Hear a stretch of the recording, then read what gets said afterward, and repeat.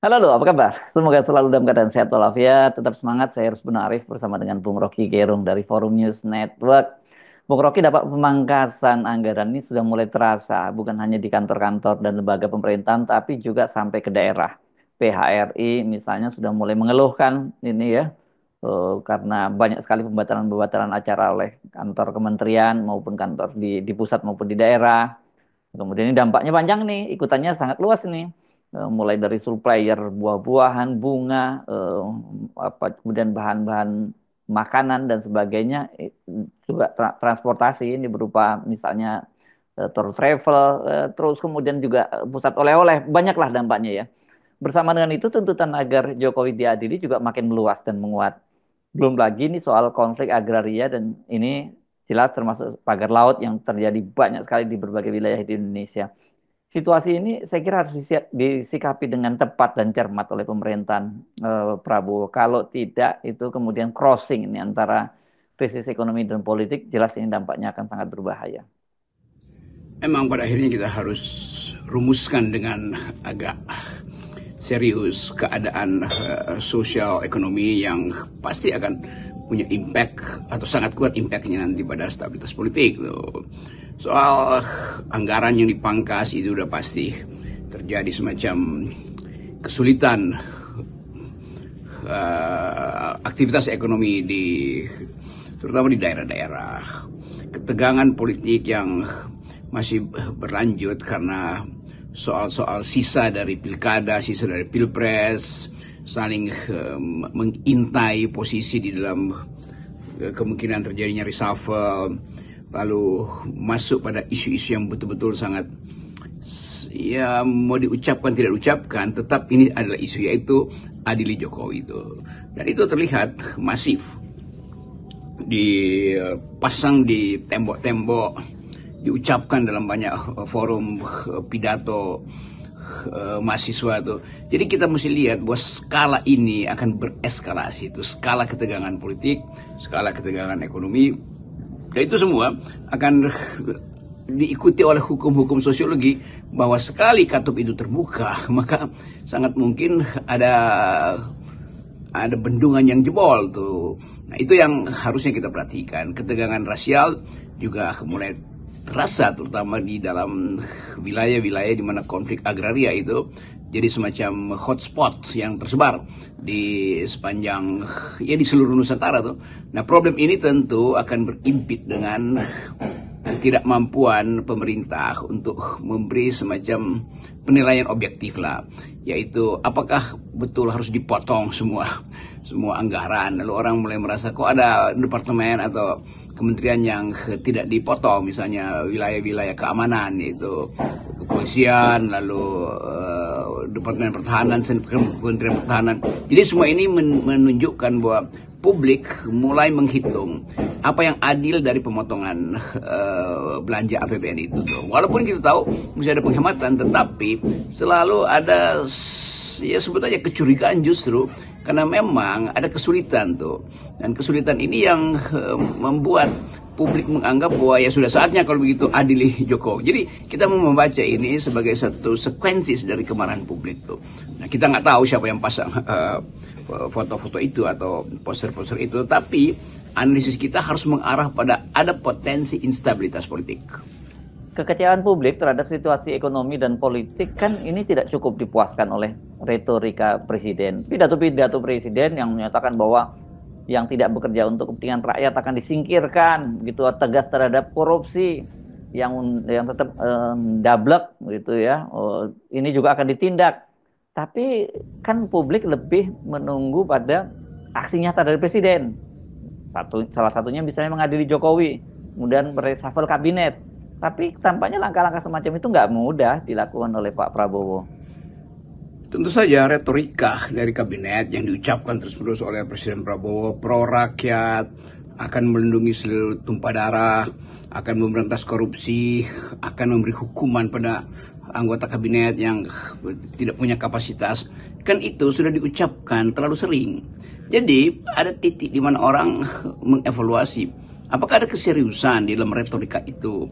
Apakah akan ada eksekusi setelah semua substansi persoalan diterangkan dan akhirnya mengarah pada keputusan untuk memberhentikan beberapa menteri itu? Jadi sebetulnya persepsi publik itu dimaksudkan untuk memperkuat landasan, sebetulnya landasan etis untuk perampingan kabinet, landasan etis untuk reshuffle. Soal landasan politik yaitu soal kalkulasi antara Presiden Prabowo dengan tim Kim Plus. Apakah akan ada instabilitas kalau kabinet diganti? Pasti ada instabilitas karena itu adalah kabinet yang dibungkus secara politis, maka robeknya selaput politik pasti akan menimbulkan iritasi di dalam rejim tuh. Jadi sebetulnya ini kalkulasi yang biasa aja. Tetapi yang harus diperhitungkan adalah kalau kalkulasi-kalkulasi ini justru jadi semacam alat tukar tambah dari mereka yang sekarang sedang mengintip hilangnya jabatan itu. Jadi manuver-manuver dari dalam rejim justru itu yang harus kita perhatikan tuh. Kalau manuver dari luar rejim ya udah pasti kan mahasiswa pasti akan demo lagi, dirty vote mungkin akan ada berseri-seri lagi dibuat tuh.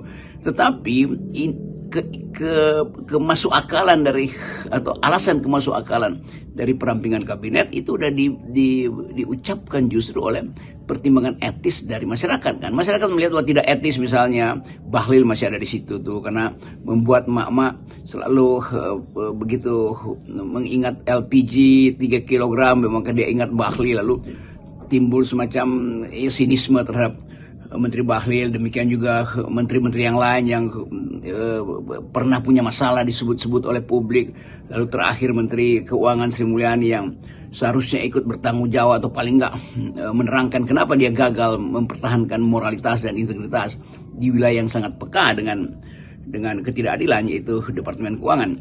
Kan itu semua yang harus kita sebut sebagai kecerdasan publik yang diucapkan melalui satire, melalui meme dan seterusnya, melalui talk show. Nah sekarang kecerdasan itu menuntut lebih tinggi, akhirnya itu adili Jokowi kan itu tidak mungkin ditahan atau dianggap sebagai aduan doang tuh. Kan dia secara masif dan sangat mungkin kita bisa juga analisis apakah didiamkan oleh aparat, masa aparat nggak tahu siapa yang pasang, apakah ini semacam insinuasi untuk memulai satu politik mencicil delegitimasi atau dejokowisasi. Tetapi sekali lagi itu harus ada sinyal, harus ada semacam ketetapan hati dari Presiden Prabowo untuk mengatakan bahwa publik menginginkan ada perubahan tuh, bukan lagi yang disebut dulu oleh Pak Prabowo dan kelanjutan itu. Kan tetap pemotongan anggaran itu artinya penghentian rencana-rencana Jokowi. Jadi publik ingin lihat konsekuensi dari penghentian anggaran itu terhadap isu politik bahwa Mulyono itu masih beroperasi di wilayah kabinet Prabowo. Kalau kita cermati ini eskalasi kemarahan publik kepada Jokowi itu kan sekarang makin meningkat ya. Bahkan kemarin terjadi di Solo yang menjadi daerah kekuasaan Jokowi. Itu berlangsung unjuk rasa atau demo agar adili Jokowi. Itu bukan hanya di Solo, tapi mereka juga justru mendatangi rumah dari Pak Jokowi. Kan ini sudah wilayah yang keramat yang mulai disasar oleh para pengunjuk rasa. Jadi mereka sembunyi-sembunyi lagi, misalnya membuat grafiti yang kemudian katanya mau diambil tindakan dari polisi gitu. Tidak mengenakan secara psikologi memang kalau spanduk-spanduk itu, baliho-baliho atau grafiti adili Jokowi itu terus menerus ada, walaupun Pak Jokowi merasa ya biasa komentar beliau ya tidak apa-apa. Ya tetapi tidak apa-apa itu semacam pertahanan diri terakhir. Tentu Presiden Jokowi, mantan Presiden Jokowi juga ingin melihat apakah akan ada balancing setelah spanduk-spanduk adili Jokowi itu beredar. Apakah kekuasaan akan beri semacam ya perlindungan, karena apapun mungkin Pak Jokowi udah kebal tetapi keluarganya kan tetap cemas keadaan ini. Demikian juga faktor internasional yang melihat bahwa ada problem, yaitu legitimasi pemerintahan sekarang itu masih tergantung pada legitimasinya Jokowi, karena itu Jokowi minta diadili kan. Nah kita mau tunjukkan ini sebagai kegugupan rejim untuk melihat aspirasi publik yang tumbuh berbanding langsung dengan kesulitan ekonomi. Aspirasi yang menginginkan ada reshuffle berbanding langsung dengan ketiadaan harapan dari kabinet yang sekarang. Aspirasi yang muncul untuk mengganti beberapa menteri itu berbanding langsung dengan perilaku mereka yang sudah dibongkar di banyak situs netizen, dibicarakan di banyak talk show. Jadi sekali lagi kondisi kita hari ini ada di dalam kegelisahan tuh, menunggu kepastian apakah Presiden Prabowo hendak melanjutkan rezim Jokowi atau betul-betul hendak berbeda atau membatalkan infiltrasi rezim Jokowi. Kan nggak mungkin ada semacam ya nanti kita lihat yang ini yang baik kita lanjutkan, yang tidak baik kita hentikan. Iya,